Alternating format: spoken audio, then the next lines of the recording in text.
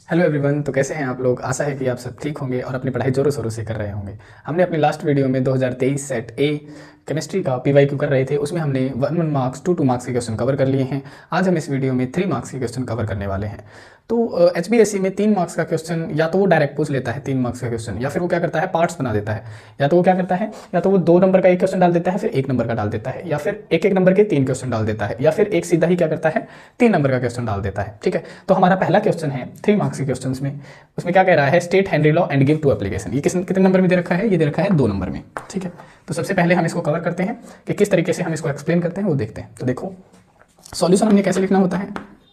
देखो, Henry law ने क्या बताया था? हेनरी लॉ ने बताया था कि अगर किसी लिक्विड सरफेस पे गैस है और वो हमें डिसॉल्व करनी है तो हमें उतना ही ज़्यादा प्रेशर लगाना पड़ेगा, और यही क्या था, हेनरी लॉ था। जैसे हम एक्सप्लेन करें, हमारे पास में एक बीकर है, उसके अंदर मैं कह दूं कि मतलब कोई लिक्विड है प्रेजेंट, लिक्विड है इसके अंदर, और यहाँ पे क्या है, गैस के पार्टिकल्स हैं। ठीक है, तो हेनरी लॉ कहता है कि ये गैस के पार्टिकल उतने ही ज़्यादा डिसॉल्व होंगे जितना ज़्यादा इसके ऊपर प्रेशर होगा। ठीक है, जितना ज़्यादा हम इसके ऊपर प्रेशर अप्लाई करेंगे उतनी ही ज़्यादा इस गैस की क्या होगी, सॉल्युबिलिटी होगी। ये क्या है, गैस के पार्टिकल है। ठीक है, तो प्रेशर जितना ज़्यादा अप्लाई होगा गैस की सॉल्युबिलिटी उतनी ही ज़्यादा होगी। यही क्या था, हेनरी लॉ था। तो हम इसे स्टेट्स कैसे करेंगे, तो हम लिखेंगे it states that solubility of gas in liquid is directly proportional to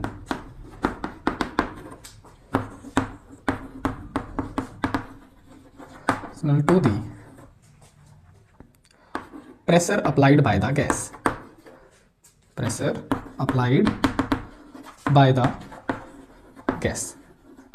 तो क्या बताया कि गैस जितना ज़्यादा प्रेशर अप्लाइड करेगा उतनी ही ज़्यादा उसकी क्या हो जाएगी, सॉल्युबिलिटी हो जाएगी। तो हम इसको मैथमेटिकली कैसे लिख सकते हैं, मैथमेटिकली कि जो प्रेशर होगा कि जो सॉल्युबिलिटी होगी, देखो ये क्या है, ये मोल फ्रैक्शन है। मोल फ्रैक्शन आप कह सकते हैं, इसको हम जाई बोलते हैं, और यही क्या है, यही है सॉल्युबिलिटी ऑफ गैस। ठीक है, ये उतनी ही ज़्यादा होगी जितना ज़्यादा क्या होगा, प्रेशर अप्लाई किया जाएगा। ठीक है, तो जब हम इस प्रोपोर्शनलिटी कांस्टेंट को हटाते हैं तो क्या लग जाता है, हेनरी कांस्टेंट लग जाता है, यानी P इज इक्वल टू के एच जाई। ठीक है, P इज इक्वल टू, देखो P था जाई था, P है जाई है, सिर्फ इस प्रोपोर्शनलिटी कांस्टेंट को हटा के क्या लग गया, के एच लग गया। और ये के एच क्या है, के एच है हेनरी कांस्टेंट, ठीक है। और P क्या है, P है पार्शियल प्रेशर ऑफ गैस, ठीक है। तो देखो, जो हेनरी कांस्टेंट, अब यहाँ पे आपका क्या हो गया, ये क्वेश्चन पूरा कवर अप हो गया। ठीक है, कि किस तरीके से हेनरी लॉ हमने स्टेट किया है। अब कहता है कि इसकी एप्लीकेशंस क्या क्या होती हैं। तो आपने देखा होगा, कभी आपने कोल्ड ड्रिंक की बोतल देखी होगी, जब आप उसे खोलते हैं तो एकदम से गैस बाहर निकलती है, आपने आवाज़ भी सुनाई देती होगी उसकी। तो क्या है, वो जो गैस है उसके अंदर जो डिजोल्व करी गई है वो काफ़ी ज़्यादा हाई प्रेशर के ऊपर करी गई है। तो फिर हम कह सकते हैं कि इसका जो इस्तेमाल है वो कहाँ इस्तेमाल किया जाता है, कोल्ड ड्रिंक्स बनाने में इस्तेमाल किया जा सकता है। आप कह सकते हैं सोडा वाटर बॉटल जो पैकिंग होती है उनमें इस्तेमाल किया जाता है। या फिर जो एक्वेटिक लाइफ होती है, हमारे समुद्र के अंदर जो भी जीव जंतु रहते हैं, ठीक है, वो क्या करते हैं, वो भी सांस लेते हैं, तो उन्हें ऑक्सीजन कहाँ से मिलती है, उन्हें ऑक्सीजन पानी के अंदर से मिलती है। वो पानी के अंदर जो ऑक्सीजन है वो हाई प्रेशर के ऊपर डिसॉल्व करी गई है। ठीक है, तो हम इसकी कुछ एप्लीकेशन डिस्कस कर लेते हैं, इस तरीके से हैं। पहली एप्लीकेशन क्या कह सकते हैं, it is used to prepare cold drinks. क्या बनाने में इस्तेमाल की जाती है भाई, कोल्ड ड्रिंक्स बनाने में इस्तेमाल करी जाती है। ठीक है, अब ब्रैकेट में ये भी लिख सकते हैं कि ताकि वो समझ जाए कि CO2 gas is dissolved under high pressure, कि काफ़ी ज़्यादा हाई प्रेशर के ऊपर वो डिसॉल्व किया जाता है, अंडर हाई प्रेशर। तो एक तो ये एप्लीकेशन हो गई आपकी। दूसरी आप क्या कह सकते हैं, it helps to aquatic life, कि एक्वेटिक लाइफ के लिए भी ये हेल्प करता है। तो आप लिख सकते हैं it helps to aquatic life. ठीक है, अब ब्रैकेट में ये भी लिख सकते हैं क्या, किसमें हेल्प करता है, कि जो ऑक्सीजन गैस होती है is dissolved in water under high atmospheric pressure.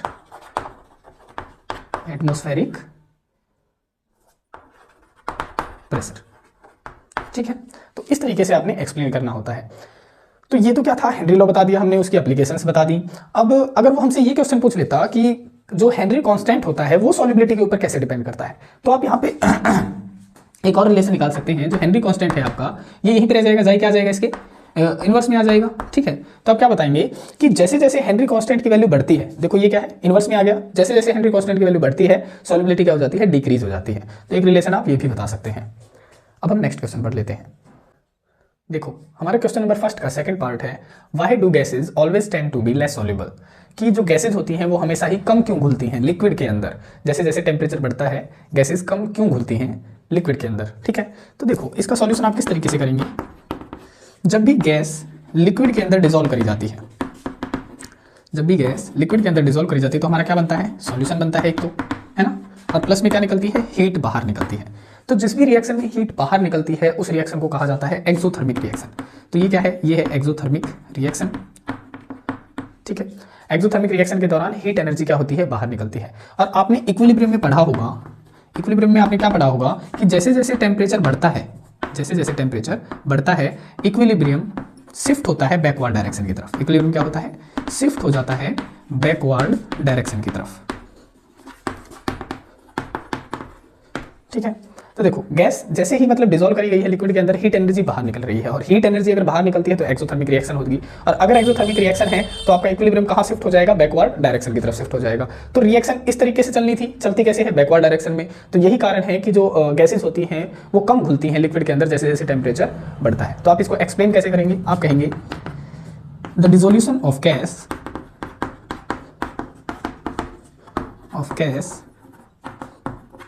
is an exothermic process.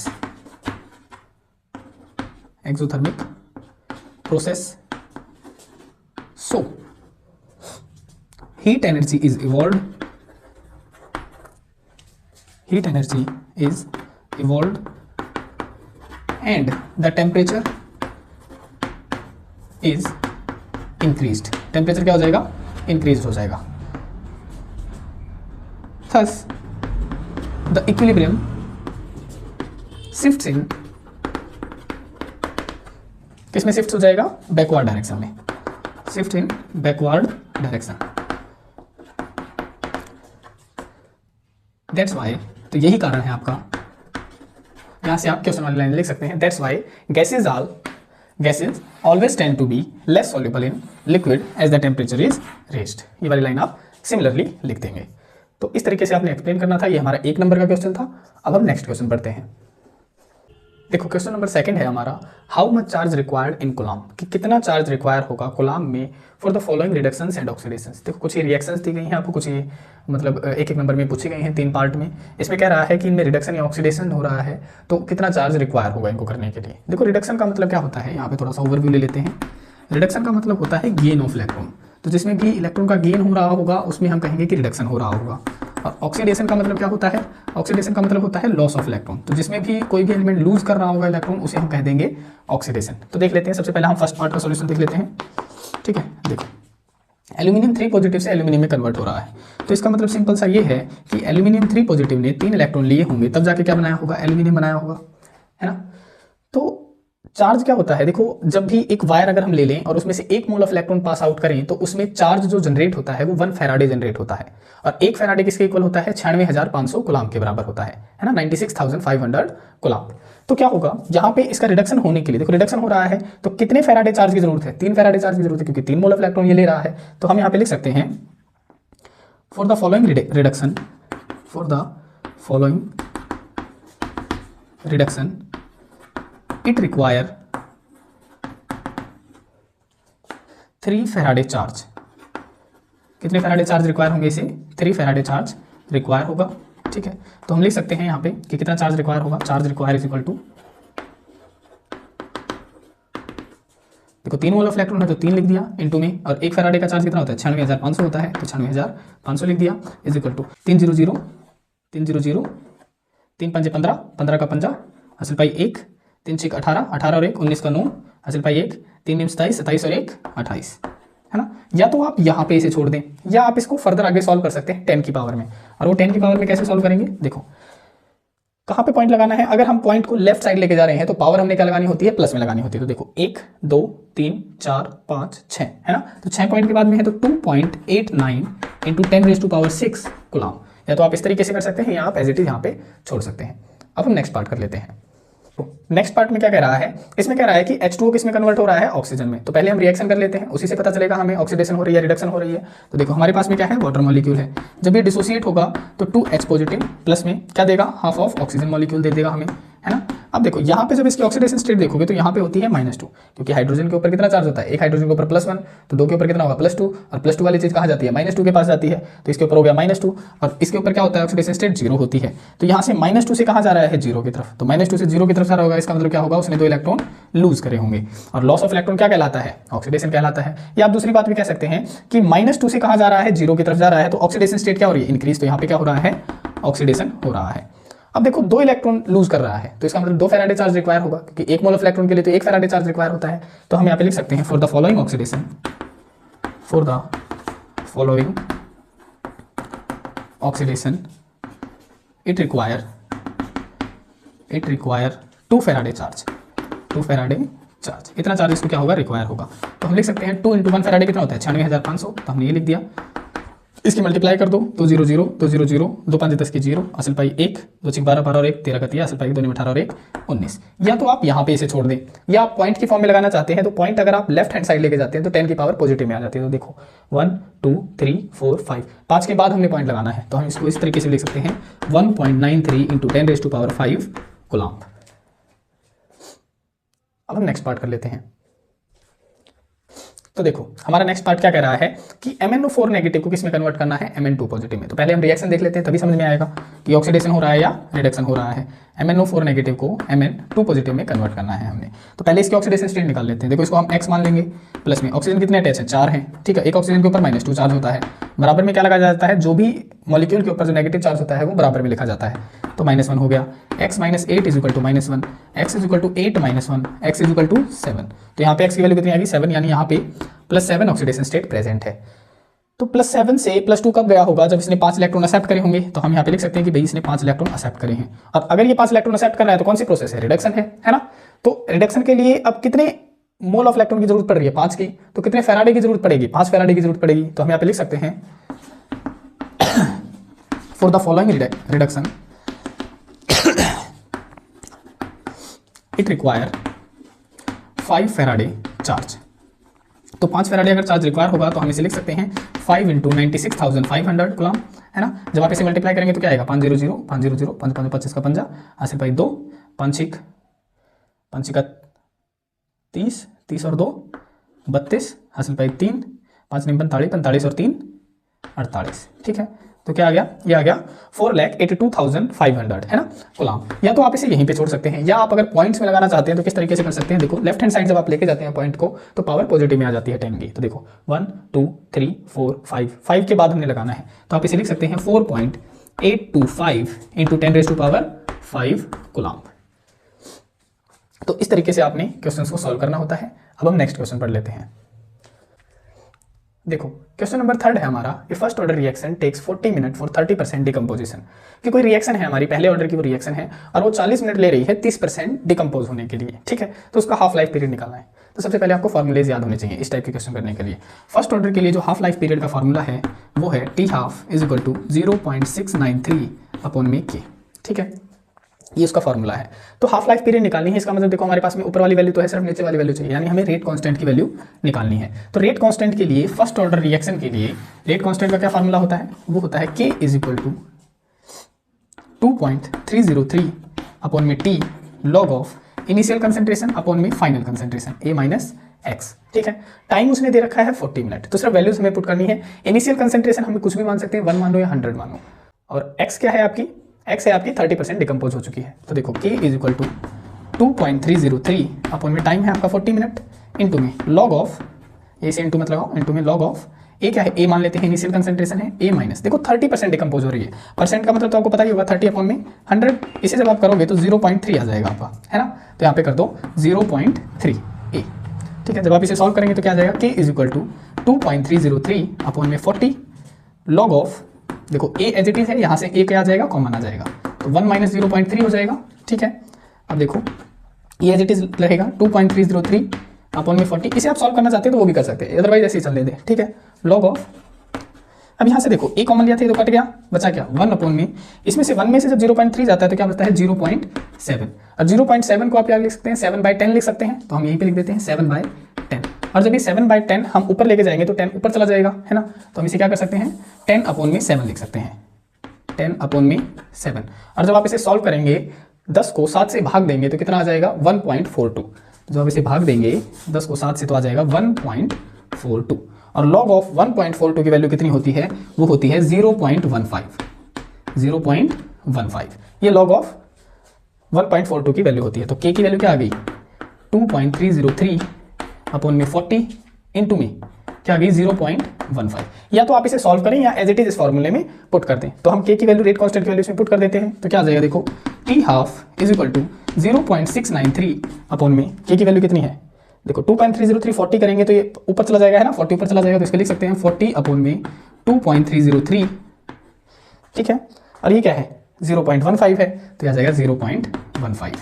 जब आप इसे सॉल्व करेंगे, कैलकुलेशन इसकी करेंगे, तो इसका आंसर आ जाएगा आपका 77.7 मिनट, ठीक है। तो इतने मिनट में आपकी रिएक्शन क्या हो जाएगी, कंप्लीट हो जाएगी, हाफ लाइफ आपकी कंप्लीट हो जाएगी। अब हम नेक्स्ट क्वेश्चन करते हैं। देखो क्वेश्चन नंबर 4 है हमारा, what is meant by unidentate, bidentate and ambidentate ligand, और हमें क्या बताना है उसका एक एक एग्जांपल देना है। तो देखो लिगेंड क्या होते हैं, सबसे पहले हमें ये पता होना चाहिए कि लिगेंड्स क्या होते हैं। लिगेंड्स वो स्पीसीज होती हैं जो अपने लोन पेयर ऑफ इलेक्ट्रॉन किसे डोनेट करती हैं, सेंट्रल मेटल एटम को डोनेट करती हैं। तो हम यहाँ पे लिख सकते हैं लिगेंड क्या होती हैं, वो स्पीसीज होती हैं जो अपने लोन पेयर ऑफ इलेक्ट्रॉन किसे डोनेट करती हैं, वो डोनेट करती हैं सेंट्रल मेटल एटम को, उसे हम कहते हैं लिगेंड्स, ठीक है। तो अब पढ़ते हैं कि यूनिडेंडेंट लिगेंड क्या होते हैं। देखो यूनिडेंडेंट, यूनि का मतलब होता है एक, ठीक है, यानी जिसके पास में एक डोनर साइट होती है उसे कहते हैं यूनिडेंडेंट लिगेंड, ठीक है। डाई का मतलब होता है 2, यानी जिसके पास में 2 डोनर साइट होती हैं उसे कहते हैं डाइडेंडेंट लिगेंड।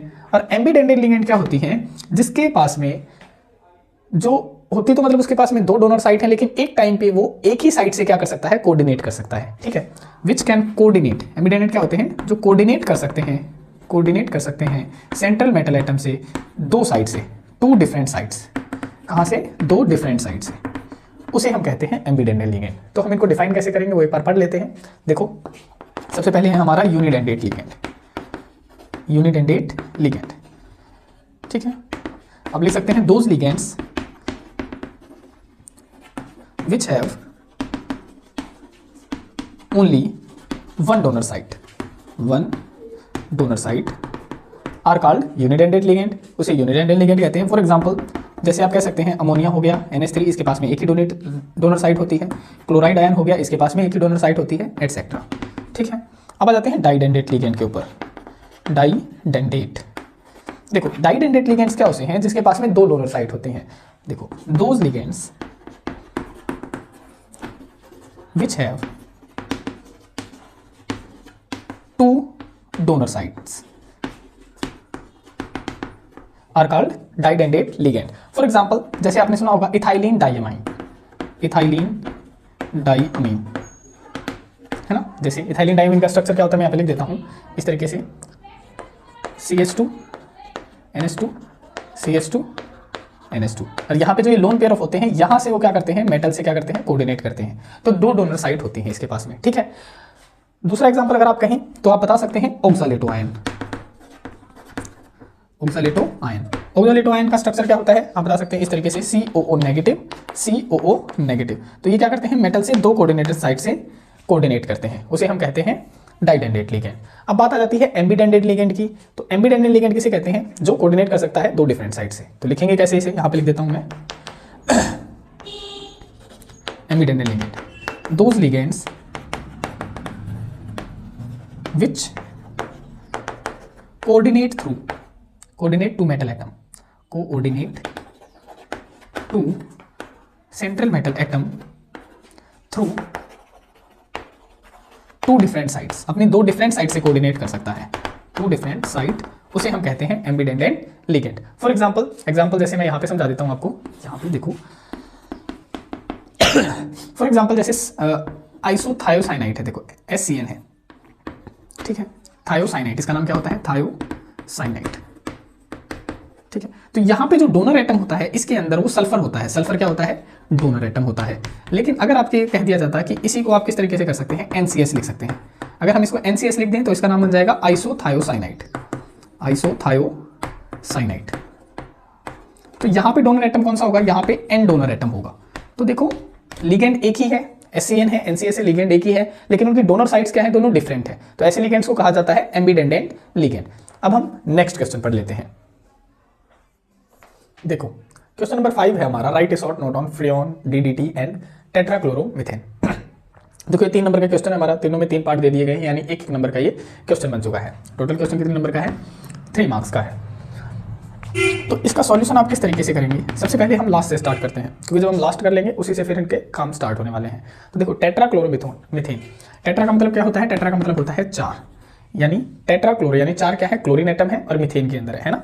तो एक कार्बन को हम क्या कहते हैं, मिथ कहते हैं, है ना। सिंगल बॉन्ड है तो हम क्या कहते हैं उसे, इथेन कहते हैं। और कितने क्लोरीन अटैच है, 4 है। तो इसकी स्ट्रक्चर कैसे बन जाएगी कि 4 क्लोरीन इसके ऊपर अटैच है, CCl4, ठीक है। तो ये किस तरीके से बना होगा, ये प्रिपेयर कैसे हुआ होगा, टेट्राक्लोरोमीथेन कैसे प्रिपेयर होगा। देखो जब हम मीथेन की, सबसे पहले हम थर्ड सॉल्यूशन करते हैं कि जब हमने मीथेन लिया होगा और मीथेन के अंदर हमने क्या करवा दी होगी, एक्सेस क्लोरीनेशन करवा दी होगी, excess chlorination in the presence of light. तो क्या हुआ होगा, देखो 2 क्लोरीन है, यहाँ से एक क्लोरीन और एक हाइड्रोजन यहाँ से क्या निकाल देगा, HCl बाहर निकाल देगा। बचा जो दूसरा क्लोरीन इस कार्बन से अटैच हो जाएगा और हमारा बन जाएगा CH3Cl बन जाएगा, ठीक है। ये क्या है, हमारा मीथेन है, ठीक है। फर्दर हम इसके अंदर क्या करें, हम इसके अंदर क्लोरीनेशन कर दें इन द प्रेजेंस ऑफ लाइट। फिर से क्या होगा, इसका एक क्लोरीन और यहाँ से एक हाइड्रोजन क्या निकल जाएगा, HCl निकल जाएगा। बचा एक क्लोरीन इस कार्बन से अटैच हो जाएगा तो बन जाएगा CH2Cl2। फिर क्या होगा, फर्दर क्लोरीनेशन करवा दो इन द प्रेजेंस ऑफ लाइट। अब फिर से एक क्लोरीन एक हाइड्रोजन क्या निकाल देगा, HCl निकाल देगा और दूसरा क्लोरीन इससे अटैच हो जाएगा, क्या बन जाएगा, CHCl3। फर्दर क्या करो, क्लोरीनेशन करवा दो इन द प्रेजेंस ऑफ लाइट। तो क्या होगा, देखो एक हाइड्रोजन और एक क्लोरीन क्या निकाल देगा, HCl बाहर निकाल देगा और बन जाएगा CCl4। तो ये हमारा बन गया कार्बन टेट्रा क्लोराइड। तो आप लिख भी सकते हैं, it is prepared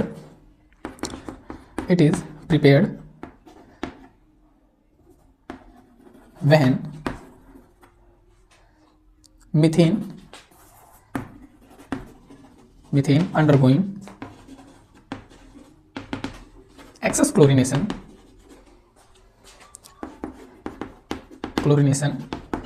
in the presence of light, फिर क्या कर सकते हैं आप, इनके एक एक नंबर में यूजेस भी लिख सकते हैं कि आखिर ये यूज कहाँ कहाँ किया जाता है। तो इसका पहला यूज आप क्या बता सकते हैं, पहला यूज आप बता सकते हैं कि इसको यूज किया जाता है एज ए क्लीनिंग फ्लूइड, दूसरा इस्तेमाल आप कहाँ बता सकते हैं, दूसरा आप इस्तेमाल बता सकते हैं कि ये फायर एक्सटिंग्विशर में भी इस्तेमाल किया जा सकता है। तो आप लिख सकते हैं it is used as fire extinguisher, ठीक है। तो एक नंबर में आपने ये चीजें लिख के आनी होती हैं। अब हम सेकंड पर लेते हैं DDT। पहले मैं इसे साफ कर देता हूं। देखो सेकंड है हमारा DDT, यानी इसकी फुल फॉर्म क्या होती है DDT की, हम सॉल्यूशन पढ़ रहे हैं बी पार्ट का। देखो DDT का मतलब होता है डाइक्लोरो डाइफिनाइल ट्राइक्लोरो इथेन, ये क्या होता है, इसका फॉर्मूला होता है, ठीक है। तो जो DDT है ये प्रिपेयर कैसे किया जाता है, जब ट्राइक्लोरो इथेनल रिएक्ट करती है किसके साथ में, क्लोरोबेंजीन के साथ में रिएक्ट करती है। तो पहले हम रिएक्शन देख लेते हैं किस तरीके से रिएक्शन इसकी चलती है। देखो ट्राइक्लोरो इथेनल यानी CCl और C डबल बॉन्ड OH, ठीक है। इसको मैं इस तरीके से लिख लेता हूँ एक बार, डबल बॉन्ड O और H, ठीक है। ये क्या बन गया, ये बन गया ट्राइक्लोरो इथेनल। जब इसकी रिएक्शन करवाई जाती है किसके साथ में, बेंजीन के साथ में, इस तरीके से क्लोरोबेंजीन के साथ में, इस तरीके से ये भी क्लोरोबेंजीन हो गया और एक और क्लोरोबेंजीन हम बना लेते हैं इसका, ये भी क्या हो गया, क्लोरोबेंजीन। अब हमें पता है कि बेंजीन के चारों तरफ क्या होते हैं, हाइड्रोजन अटैच होते हैं। तो यहाँ भी हाइड्रोजन होगा, यहाँ भी हाइड्रोजन होगा, है ना। तो यहाँ पे जो ये दो हाइड्रोजन और ये एक ऑक्सीजन क्या बन के निकल जाते हैं, वाटर मॉलिक्यूल बाहर निकल जाता है। तो माइनस जैसे ही आप हीट देंगे वाटर मॉलिक्यूल यहाँ से बाहर निकल जाएगा और ये जो स्पीसी है ये डायरेक्टली कार्बन से अटैच हो जाती हैं इस तरीके से। देखो CCl3 single bond C, H यहाँ पे अटैच था, यहाँ पे एक बेंजीन इस तरीके से अटैच हो चुकी है और एक बेंजीन इस तरीके से अटैच हो चुकी है। देखो देखो तीन को कार्बन था, 3 क्लोरीन है, 3 क्लोरीन हमने लगा दी है, कार्बन था, एक हाइड्रोजन था, एक हाइड्रोजन मैंने लगा दिया है, 2 क्लोरोबेंजीन थी, 2 क्लोरोबेंजीन हमने लगा दी है। तो ये क्या बन गया हमारा, देखो dichloro, dichloro, dichloro, diphenyl, diphenyl, ठीक है, ट्राइक्लोरो, ट्राइक्लोरो, इथेन, यानी 2 कार्बन है तो इथ, सिंगल बॉन्ड है तो ये हमारा क्या बन गया, DDT बन गया है। ठीक है, तो इस तरीके से प्रिपेयर की जाती है। जब भी 1 नंबर में क्वेश्चन आता है आपने रिएक्शन लिखनी है, और 2-3 आप यूज लिख सकते हैं आप इसके। तो यूज क्या है इसके, कि पहला यूज तो ये है कि ये इंसेक्टिसाइड में यूज किया जाता है, it is used as an insecticide, insecticide. दूसरा आप बता सकते हैं कि ये अफेक्टिव किस केस में है, तो ये मॉस्किटो को किल करने में ज्यादा अफेक्टिव है, it is effective to kill mosquito. ठीक है, तो इस तरीके से आपने एक्सप्लेन करना होता है। अब हम फर्स्ट पार्ट पढ़ लेते हैं हमारा फ्रेऑन। देखो अब हम ए पार्ट का सॉल्यूशन पढ़ते हैं, सॉल्यूशन नंबर ए। ठीक है, तो फ्रेऑन क्या होता है, फ्रेऑन क्या होता है भाई, जब फ्लोरीन और क्लोरीन जब कार्बन के साथ में कंपाउंड बनाते हैं तो उसे कहा जाता है क्लोरोफ्लोरोकार्बन, और पोली कंपाउंड्स जो होते हैं, पोली क्लोरोफ्लोरोकार्बन जो होते हैं उन्हीं को कहा जाता है फ्रेऑन। ठीक है, तो हम लिख सकते हैं when fluorine and chlorine forms compound with carbon,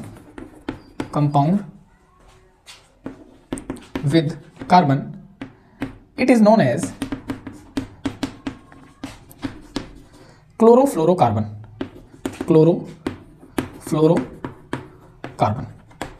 ठीक है, शॉर्ट फॉर्म में इसे CFC भी कह दिया जाता है, CFC। ठीक है, और जो पोली क्लोरोफ्लोरोकार्बन होते हैं उन्हीं को कहा जाता है फ्रेऑन। तो आप लिख सकते हैं the poly chlorofluorocarbon is known as freon, उसे कहा जाता है फ्रेऑन। ठीक है, इसको प्रिपेयर कैसे किया जाता है, अगर आप कहें कि प्रिपेयर करना हो तो प्रिपेयर कैसे किया होगा, देखो इसकी रिएक्शन कैसे चलती है। रिएक्शन चलती है जब कार्बन टेट्राक्लोराइड की रिएक्शन करवाई जाती है हाइड्रोक्लोरिक एसिड के साथ में इन the presence of tin pentachloride SnCl5। ठीक है, टीन पेंटाक्लोराइड, ठीक है, या फिर स्टेनस पेंटाक्लोराइड के साथ में जब इसकी रिएक्शन करवाई जाती है तो क्या होता है, देखो यहां से क्या होगा, HF के साथ में भाई, ठीक है, हाइड्रोजन फ्लोराइड के साथ में, तो क्या होगा, HCl बाहर निकल जाएगा और आपके साथ में बन जाएगा CCl3F प्लस में HCl बाहर निकल जाएगा। ठीक है, तो इस तरीके से रिएक्शन चलती है इसकी। आप इसको लिख भी सकते हैं when carbon tetrachloride react with hydrogen fluoride in the presence of tin pentachloride it forms chlorofluorocarbon and an acid known as HCl। ठीक है, तो इन्हें हम कहते हैं फ्रेऑन। अब हम नेक्स्ट क्वेश्चन पढ़ लेते हैं। देखो क्वेश्चन नंबर 6 है हमारा, राइट 3 स्टेप्स, हमने कितने लिखने हैं, 3 स्टेप्स लिखने हैं। Mechanism of acid dehydration of ethanol to yield ethene, मतलब इथेनॉल से हमने इथीन बनाना है और उसमें हमने 3 स्टेप लिख के बताने हैं कि किस तरीके से होगा, यानी मैकेनिज्म ही करके बताना है हमने इसका। क्या बताना है, मैकेनिज्म किसका, कि हमने हमारे पास में इथेनॉल है CH3CH2OH, ये है हमारे पास में इथेनॉल, और इथेनॉल के अंदर जब हम क्या डालते हैं, concentrated H2SO4 in the presence of heat में मतलब टेम्परेचर कितना होता है, अराउंड 443 केल्विन टेम्परेचर होता है, तब जाके हमारी क्या बनती है, इथीन बनती है। ठीक है, ये है हमारी इथीन। तो ये जो रिएक्शन चली है इसका मैकेनिज्म वो पूछ रहा है। ठीक है, तो देखो पहला स्टेप हमारा होता है प्रोटोनेशन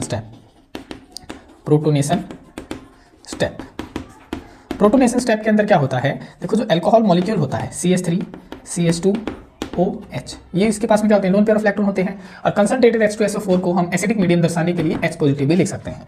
तो यहाँ से आता है H पॉजिटिव आयन, और ये H पॉजिटिव आयन पे कौन अटैक कर देता है, ये लोन पेयर ऑफ इलेक्ट्रॉन इस तरीके से अटैक कर देते हैं। जैसे ही ये अटैक करते हैं ये क्या बना देता है, इस तरीके से CH3CH2O, देखो एक हाइड्रोजन पहले ही था, दूसरा हाइड्रोजन और आ गया, और अगर इसने lone pair of electron donate करे हैं तो इसके ऊपर कौन सा चार्ज आ जाता है, पॉजिटिव चार्ज आ जाता है। पहले स्टेप के अंदर हमारी ये रिएक्शन होती है। सेकंड स्टेप के अंदर क्या होता है हमारा, लॉस ऑफ वाटर मॉलिक्यूल होता है। तो यहाँ पे हम लिख सकते हैं सेकंड स्टेप है हमारा लॉस ऑफ वाटर मॉलिक्यूल, ये हमारा सेकंड स्टेप हो जाएगा।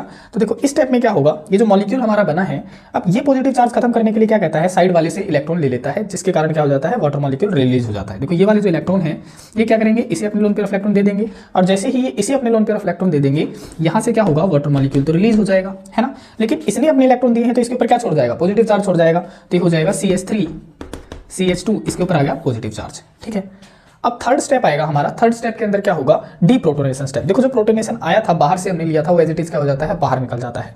तो थर्ड स्टेप क्या होगा हमारा, डीप्रोटोनेशन स्टेप। डीप्रोटोनेशन स्टेप, इसमें क्या होगा, देखो जो वो हमारा मॉलिक्यूल बना है इस तरीके से, उसको मैं लिख सकता हूँ CH3 है ना, और CH2 पॉजिटिव, इस तरीके से लिख सकते हैं, बिल्कुल लिख सकते हैं भाई, ठीक है। तो डीप्रोटोनेशन में क्या होगा, ये वाला जो हाइड्रोजन है वो कहता है भाई मैं यहाँ से निकल जाता हूँ और अपने इलेक्ट्रॉन आप ले लो। यहाँ से H एटम किसकी फॉर्म में निकल जाता है, H पॉजिटिव की फॉर्म में बाहर निकल जाता है, और ये वाले जो इलेक्ट्रॉन है इसका पॉजिटिव चार्ज खत्म करने के लिए यहाँ पे शिफ्ट हो जाते हैं, जिसके कारण क्या बन जाता है, यहाँ पे एल्कीन आपका बन जाता है, CH2 double bond CH2 plus में H पॉजिटिव आयन आपका रिलीज हो जाता है। देखो ये निकल गया H पॉजिटिव आयन की फॉर्म में, यहाँ पे शिफ्ट हो गया तो CH2 डबल बॉन्ड CH2, तो इथीन आपका बन गया। तो ये 3 स्टेप्स इसमें इन्वॉल्व होते हैं इथेनॉल को इथीन बनाने में। अब हम नेक्स्ट क्वेश्चन पढ़ लेते हैं। देखो क्वेश्चन नंबर 7 का फर्स्ट पार्ट है आपका, right a short note on coupling reaction. ठीक है, कपलिंग रिएक्शन किसके साथ में चलती है, कपलिंग रिएक्शन चलती है बेंजीन डाइजोनियम क्लोराइड के साथ में। ठीक है, वहां पे बेंजीन डाइजोनियम क्लोराइड एक इलेक्ट्रोफाइल की तरह काम करता है और वो सब्स्टिट्यूट हो जाता है इलेक्ट्रॉन रिच बेंजीन रिंग के ऊपर, जैसे कि फिनॉल हो गया या फिर एनिलीन हो गया, इनके ऊपर क्या हो जाता है, सब्स्टिट्यूट हो जाता है और हमें किसका फॉर्मेशन हो जाता है, डाई का फॉर्मेशन करता है ये। ठीक है, तो आप दोनों के साथ में करके दिखा सकते हैं, फिनॉल के साथ में भी और अमीन के साथ में भी, बस उनकी कंडीशंस चेंज हो जाती हैं। ठीक है, तो देख लेते हैं पहली कपलिंग रिएक्शन में आप क्या लिखेंगे, इसका सॉल्यूशन किस तरीके से लिखेंगे। तो देखो सॉल्यूशन में आप लिखेंगे benzene diazonium chloride in coupling reaction, benzene diazonium chloride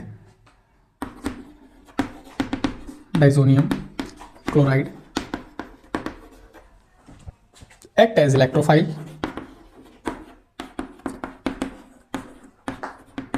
and substitute on electron rich benzene ring like phenol हो गया या फिर एनिलीन हो गया एटसेट्रा। लेकिन दोनों के साथ में कंडीशंस अलग अलग चलती हैं। जैसे कपलिंग रिएक्शन अगर हम किसके साथ में करें, फिनॉल के साथ में रखें, तो देखो केस नंबर फर्स्ट हम कहते हैं कपलिंग रिएक्शन विद फिनॉल, तो इनमें जो कंडीशंस होती हैं ये किसकी प्रेजेंस में चलती हैं, इन बेसिक मीडियम में चलती हैं। ये किसकी मीडियम में चलती हैं, इन बेसिक मीडियम।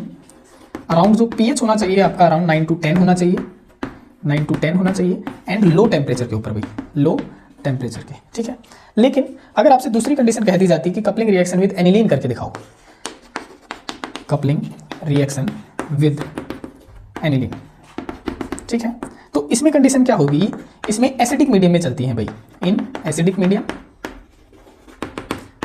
और pH कितना होना चाहिए, pH अराउंड 4 to 5 होना चाहिए और लो टेम्परेचर होना चाहिए। ठीक है, तो हम इनकी एक बार रिएक्शन देख लेते हैं। एक बार इसको मैं साफ कर देता हूं। देखो पहले फिनॉल के साथ में देखते हैं, फिनॉल के साथ में क्या होगा, हमारे पास में बेंजीन डाइजोनियम क्लोराइड का स्ट्रक्चर क्या होता है, ये होता है बेंजीन के ऊपर क्या लगे होते हैं N2Cl, है ना, इसके ऊपर पॉजिटिव चार्ज, इसके ऊपर नेगेटिव चार्ज। फिर हम फिनॉल बना लेते हैं। देखो इस तरीके से ये है हमारा फिनॉल। ठीक है, यहाँ पे H अटैच होता है, यहाँ पे OH ग्रुप अटैच होता है। तो देखो ये वाला H एटम और ये वाला क्लोराइड एटम क्या बना देता है, HCl बन के बाहर निकल जाता है। ठीक है, pH आपको बता ही दिया है कि कौन से मीडियम में, बेसिक मीडियम में, टेम्परेचर क्या होना चाहिए, लो होना चाहिए। तो बाहर क्या निकल गया, बाहर निकल गया HCl। देखो H ये रहा, Cl ये रहा, बाहर निकल गया, और ये दोनों क्या हो जाते हैं, आपस में कपल कर लेते हैं इस तरीके से, N2OH। ठीक है, तो ये आपकी क्या बन गई, ये आपकी बन गई एजो डाई, एजो डाई बन चुकी है, जो कि किस कलर की होती है, ये होती है ऑरेंज डाई, ऑरेंज कलर की होती है। ठीक है, ये आपकी फिनॉल के साथ में बनती है। अब हम एनिलीन के साथ में कर लेते हैं, तो देखो किस तरीके से होगी। देखो एनिलीन के साथ में क्या होगा, फिर से वही होगा, बेंजीन डाइजोनियम क्लोराइड होगा आपके पास में N2Cl, इसके ऊपर पॉजिटिव चार्ज, इसके ऊपर नेगेटिव चार्ज। एनिलीन होगा आपके पास में, इसकी मैं स्ट्रक्चर थोड़ी टेढ़ी से बना देता हूँ इस तरीके से। देखो यहाँ पे हाइड्रोजन होता है और यहाँ पे NH2 ग्रुप होता है, ये एनिलीन की स्ट्रक्चर होती है। ठीक है, तो यहाँ पे ये हाइड्रोजन, यहाँ पे ये क्लोरीन क्या बन के बाहर निकल जाता है, HCl बन के बाहर निकल जाता है। मीडियम कैसा होगा, एसिडिक मीडियम होगा, pH कितनी होगी, अराउंड 4 to 5 होगी, टेम्परेचर कैसा होगा, लो होगा। ठीक है, और ये दोनों आपस में फिर क्या हो जाते हैं, HCl निकाल के कपल हो जाते हैं इस तरीके से। देखो भाई N2 और NH2, तो ये भी क्या बन गई आपकी एजो डाई बन गई, और ये किस कलर की होती है, ये होती है येलो कलर की। ठीक है, तो जब भी ये क्वेश्चन आता है आपने इस तरीके से करके दिखाना होता है। अब हम नेक्स्ट क्वेश्चन पढ़ लेते हैं। देखो क्वेश्चन नंबर 7 का सेकंड पार्ट है हमारा, जो कि कितने नंबर में पूछा गया है हमसे, 1 नंबर में पूछा गया है। ठीक है, उसमें पूछ रहा है कि why Gabriel phthalimide synthesis is preferred for the synthesis of primary amines, कि प्राइमरी अमीन बनाने के लिए गैब्रियल थैलेमाइड सिंथेसिस का ही इस्तेमाल प्रेफर क्यों किया जाता है। तो देखो इसका रीज़न है, और वो रीज़न क्या है कि जब हम प्राइमरी अमीन बनाते हैं तो हम क्या करते हैं, जब अल्काइल हैलाइड और अमोनिया की जब रिएक्शन करवाई जाती है तो हमें मिक्सचर ऑफ अमीन्स मिलते हैं, जैसे प्राइमरी मिल गया, सेकेंडरी मिल गया, टर्सरी भी और क्वार्टनरी भी मिल गया। तो वो जो मिक्सचर होता है वो सेपरेबल नहीं होता है, उनको सेपरेट आउट करना काफ़ी ज़्यादा मुश्किल होता है। तो इसीलिए हम इस रिएक्शन को क्या करते हैं, प्रेफर करते हैं। फॉर एग्जाम्पल पहले हम वो रिएक्शन देख लेते हैं कौन सी होती है, कि जैसे मान लेते हैं हमने कोई अल्काइल हैलाइड ले लिया, ये क्या है हमारा अल्काइल हैलाइड। ठीक है, जब हम इसकी रिएक्शन करवाते हैं किसके साथ में, अमोनिया के साथ में, NH3 के साथ में, तो इसका एक हाइड्रोजन और इसका एक हेलोजन क्या निकल जाता है, माइनस में HX निकल जाता है। ठीक है, अब देखो यहाँ पे क्या बचा है, एक हाइड्रोजन निकल चुका है तो NH2 बचा है, और ये वाला अल्काइल ग्रुप बचा है, आपका बन जाता है RNH2, है ना। फर्दर क्या होगा, फर्दर किसी अल्काइल हैलाइड के साथ में अगर रिएक्शन करी जाएगी तो इसका एक हाइड्रोजन और इसका एक हेलोजन क्या निकल जाएगा, HX निकल जाएगा, और आपका बन जाएगा सेकेंडरी अमीन R2NH। ठीक है, ये था आपका प्राइमरी अमीन, ये था आपका सेकेंडरी अमीन। इसी तरीके से आप इसकी बार बार रिएक्शन करवाते रहेंगे तो टर्सरी मिल जाएगा और क्वार्टनरी मिल जाएगा। लेकिन जब इनमें क्या मिल रहा है, मिक्सचर मिल रहा है जो कि सेपरेबल नहीं होता है, तो हमें प्योर फॉर्म में मिलने के लिए इसका इस्तेमाल करना पड़ता है। ठीक है, तो हम थ्योरेटिकल पोर्शन में किस तरीके से लिखेंगे, when alkyl halide react with ammonia it give mixture of primary, secondary, tertiary and quaternary ammonium salts, quaternary amines कह सकते हैं हम इसके अंदर। ठीक है, quaternary amines which are not separable, which are not separable. So to get pure primary amine,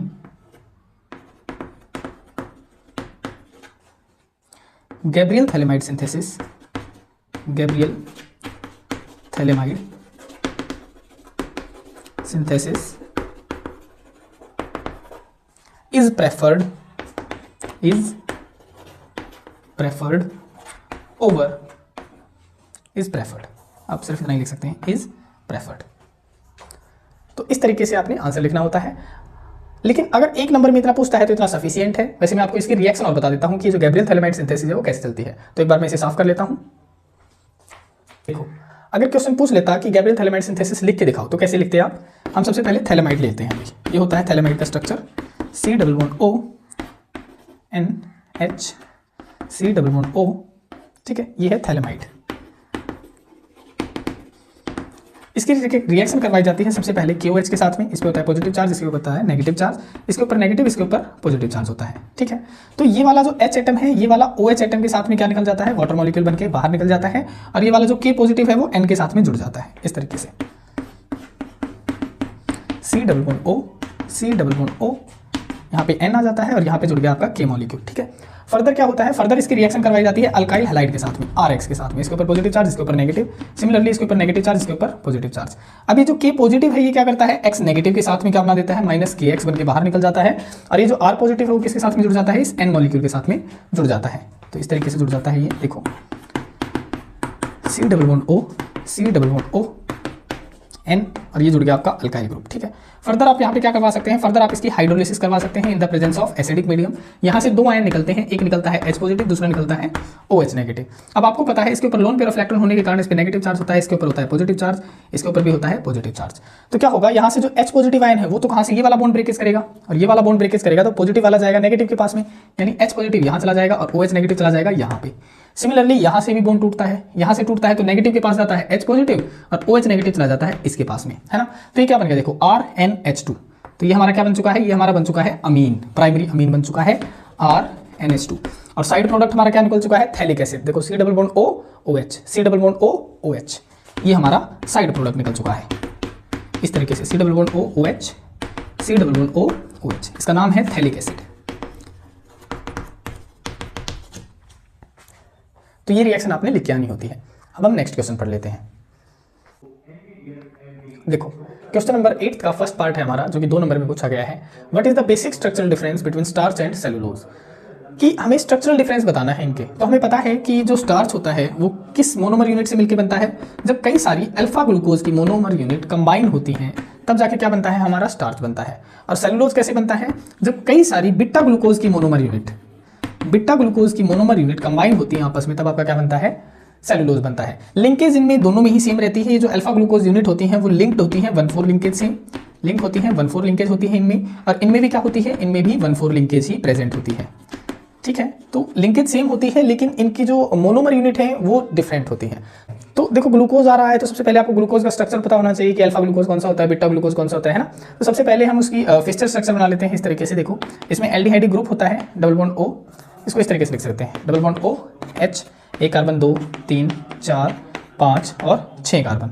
ठीक है, तो यहाँ पे क्या होता है, यहाँ पे होता है आपका H, यहाँ पे OH होता है, यहाँ पे OH होता है, यहाँ पे H होता है, यहाँ पे H होता है, यहाँ पे OH होता है, यहाँ पे H होता है, यहाँ पे OH होता है, यहाँ पे CH2OH होता है। फिर क्या होता है, ये एक्वियस मीडियम के अंदर अल्फा और बीटा ग्लूकोज दोनों की तरह मतलब क्या कर सकते हैं, बिहेव कर सकते हैं। तो इसका जो 5th कार्बन होता है, उसका 5th कार्बन का जो हाइड्रोजन होता है वो यहाँ से हटके कहाँ पर जुड़ जाता है, यहाँ पर जुड़ जाता है। क्यों जुड़ जाता है, क्योंकि ये वाले लोन पेयर ऑफ इलेक्ट्रॉन क्या कर देते हैं, यहाँ पे इसको डोनेट कर देते हैं। ठीक है, और H एटम यहाँ पे इलेक्ट्रॉन शिफ्ट होकर यहाँ पे हाइड्रोजन जुड़ जाता है। तो देखो दो तरीके से ये जुड़ता है। तो देखो यहाँ पे क्या आ जाएगा, अब ये हाइड्रोजन एटम यहाँ पे शिफ्ट हो चुका है। तो देखो कार्बन था, यहाँ पे OH आ गया है तो OH हो जाएगा, यहाँ पे H है, सिंगल बॉन्ड C, यहाँ पे H है, यहाँ पे क्या है OH है, सिंगल बॉन्ड C, यहाँ पे क्या है OH है, यहाँ पे क्या है H है, सिंगल बॉन्ड C, यहाँ पे क्या है H है, यहाँ पे क्या है OH है, सिंगल बॉन्ड C, यहाँ पे क्या है H है। अब देखो यहाँ पे ऑक्सीजन था, इसकी बॉन्डिंग कहाँ पे हो चुकी है, इसके साथ में हो चुकी है, और नीचे क्या था हमारा CH2OH था। अब देखो इसके ऊपर डिपेंड करता है, अगर ये फर्स्ट कार्बन पे OH लेफ्ट हैंड साइड पे है तो हम उसे क्या कह देंगे, बीटा ग्लूकोज कह देंगे। लेकिन अगर ये ग्लूकोज इस साइड होता तो हम उसे क्या कहते हैं, अल्फा ग्लूकोज कह देते। बस इतना ही फर्क होता है। तो हम क्या बनाते हैं, एक बार हार्वर्ड स्ट्रक्चर बना लेते हैं, फिर इनको कंबाइन करके दिखा देंगे। देखो हार्वर्ड स्ट्रक्चर क्या होता है, 5 मेंबर मतलब 6 मेंबर रिंग होती है, इसमें एक क्या होता है, इसमें एक ऑक्सीजन होता है। देखो ये हो गई हमारी रिंग। ठीक है, अब इसको बनाते कैसे हैं, तो जो राइट हैंड साइड है वो तो डाउन नीचे की तरफ लिखा जाता है, और जो लेफ्ट हैंड साइड है वो कहाँ लिखा जाता है, ऊपर की तरफ। तो देख लेते हैं यहाँ पे राइट हैंड साइड क्या है, H है, यानी OH कहाँ जाएगा, ऊपर आ जाएगा। ठीक है, राइट हैंड साइड क्या है, OH है, OH है तो क्या जाएगा नीचे, H का जाएगा ऊपर। ये डबल बॉन्ड से लिखते हैं भैया, वैसे लिखा दी गलती से। ठीक है, देखो फिर क्या है, H है तो H नीचे OH ऊपर, फिर क्या है OH है तो OH नीचे H ऊपर, फिर क्या है, देखो यहाँ पे आपने ध्यान रखना H हमेशा नीचे लिखना और CH2OH ऊपर लिखना। तो ये हमने किसकी स्ट्रक्चर बनाई है, देखो OH कहाँ है, ऊपर की तरफ है, मतलब लेफ्ट हैंड साइड है ना। तो लेफ्ट हैंड साइड है तो ये बनाई है हमने बीटा ग्लूकोज की स्ट्रक्चर। और अगर अल्फा ग्लूकोज की स्ट्रक्चर पूछते तो सिर्फ कितना डिफरेंस होता, सिर्फ ये वाला जो OH ग्रुप है वो नीचे की तरफ आ जाता, बाकी सारा सेम हो जाता। देखो यहाँ पे बना देते हैं हम इस तरीके से। देखो क्या होगा, अब यहाँ पे H ऊपर आ जाएगा, OH नीचे आ जाएगा, बस ये डिफरेंस होगा और कुछ भी डिफरेंस नहीं होगा, बाकी सारी चीज़ें सेम है। तो उतार दीजिए बिल्कुल सारी की सारी चीज़ें सेम, OH ऊपर H नीचे, H ऊपर OH नीचे, H नीचे CH2OH ऊपर हो जाएगा। ठीक है, तो अब हमें क्या करना है, ये स्ट्रक्चरल डिफरेंस है, लिंकेज हमेशा सेम होगी। अल्फा ग्लूकोज भी लिंकेज क्या होगी, 1,4 लिंकेज ही होगी, और बीटा ग्लूकोज भी क्या होगी, 1,4 लिंकेज होगी। तो हम इनको क्या कर देते हैं, एक बार कंबाइन करके दिखा देते हैं ताकि आपको एग्जाम में लिख के कैसा आना होता है वो बता देंगे। ठीक है, तो देखो तो हम सबसे पहले स्टार्च की स्ट्रक्चर पढ़ लेते हैं। स्टार्च में हमने बताया कि जो लिंकेज होती है वो किनके बीच में होती है, इसमें जो मोनोमर यूनिट होती हैं, मोनोमर यूनिट कौन सी होती है भाई, इसमें होती है अल्फा ग्लूकोज, और लिंकेज कौन सी होती है, लिंकेज होती है 1,4 लिंक। अल्फा ग्लूकोज में क्या है, अल्फा ग्लूकोज में देखो भाई OH कहाँ है, ये वाली कौन सी थी बीटा, वो OH है नीचे, तो OH नीचे हो गया, H ऊपर हो गया, नीचे की तरफ आ जाओ, OH फिर से नीचे है, H ऊपर है, फिर आ जाओ H नीचे है, OH ऊपर है, फिर आ जाओ OH नीचे है, H ऊपर है, नीचे आ जाओ H इधर है, CH2OH ऊपर है। ठीक है, तो एक ऐसी ही सिंपल सी एक और बना दो इस तरीके से भाई। देखो H OH H OH OH H H OH और H CH2OH। ठीक है, तो 1,4 लिंकेज यानी देखो 1 2 3 4 5 6 है ना, यही है। तो 1 पे तो ये आ गया, यहाँ पे आ रहा है 4 ये आ रहा है, तो यहाँ पे क्या होगा, एक OH इसका और एक H इसका, भाई क्या बन जाएगा, वाटर मॉलिक्यूल बन के बाहर निकल जाएगा। मैं अलग से नहीं बना रहा हूँ, यहीं पे साफ करके दिखा दे रहा हूँ। यहाँ से वाटर मॉलिक्यूल आप निकाल देंगे और इनको क्या करेंगे, इस तरीके से कंबाइन करके दिखा देंगे। तो एक इसकी स्ट्रक्चर बन गई आपकी स्टार्च की बन चुकी है भाई। ठीक है, अब हम देख लेते हैं कि सेलुलोज की कैसे बनाते हैं। तो सेलुलोज में हमने बताया हमने बीटा ग्लूकोज लेना है और 1,4 लिंकेज करेगा कि दिखा देनी है सिंपल से तरीके से। तो एक बार इसे साफ कर लेते हैं। सेलुलोज में कैसा होगा भाई, सेलुलोज के अंदर भी जो मोनोमर यूनिट होगी वो कौन सी होगी, वो होगी आपकी बीटा ग्लूकोज, है ना। और लिंकेज कौन सी होगी, लिंकेज होगी 1,4। तो बना के दिखा दो एक बार, बीटा ग्लूकोज की 2 यूनिट बना लो यहाँ पे इस तरीके से हार्वर्ड स्ट्रक्चर में। ये आपने बना लिया, एक और बना लो इस तरीके से, बना लिया। अब यहाँ पे हाइड्रोजन और वो कनेक्ट करवा दो, OH है H है और क्या है H है OH है और क्या है OH है H है और क्या है H है OH है फिर क्या है CH2 OH है फिर क्या है H है यहाँ पे, है ना। यहाँ पे देखो अब H है OH है H है नहीं OH ऊपर है यहाँ पे और H नीचे है ना। H है OH है OH है H है H है OH है यहाँ पे क्या है H है CH2 OH है। तो ये मैंने दो बीटा ग्लूकोज की यूनिट बना ली। बीटा ग्लूकोज में भी क्या है देखो 1 पोजीशन ये होगी और 4th पोजीशन ये होगी। तो यहाँ से क्या होगा इसका एक OH मॉलिक्यूल और इसका एक H मॉलिक्यूल क्या बन जाएगा वाटर मॉलिक्यूल बन के बाहर निकल जाएगा। मैं यहीं पे एक बार दिखा दे रहा हूँ। ये वाटर मॉलिक्यूल जैसे आप बाहर निकालेंगे एक अलग से एक नई स्ट्रक्चर बना के आप दिखा देंगे। किस तरीके से, इस तरीके से भाई देखो ये वाला ऑक्सीजन मॉलिक्यूल ये कंबाइन हो जाएगा। तो ये क्या है ये दोनों का मेन स्ट्रक्चरल डिफरेंस है, केवल मोनोमर यूनिट चेंज होती है। इसमें बीटा ग्लूकोज होती है सेलुलोज में और स्टार्च में कौन सी होती है अल्फा ग्लूकोज होती है। बस इतना ही आपने बताना है और फिर क्या बताना है इस टाइप के आप स्ट्रक्चर ड्रॉ करके आ जाएंगे। अब हम इसका सेकंड पार्ट पढ़ लेते हैं। देखो 8th का सेकंड पार्ट है हमारा what are non essential amino acids. देखो नॉन एसेंशियल का मतलब होता है जिसकी हमें जरूरत नहीं है, और किसकी हमें जरूरत नहीं होती, जो चीज़ हमारे पास ऑलरेडी होती है। तो नॉन एसेंशियल अमीनो एसिड्स वो होते हैं जो हमारी बॉडी ऑलरेडी प्रिपेयर करती है, हमें बाहर से लेने की जरूरत नहीं होती है, उन्हें कहा जाता है नॉन एसेंशियल अमीनो एसिड्स। तो हम इसे डिफाइन कैसे करेंगे, 1 नंबर में है ये क्वेश्चन आपका, ठीक है। तो आप लिख सकते हैं those essential amino acids, those amino acids which are prepared itself by our body and not required to take from outside are called non-essential amino acids, non-essential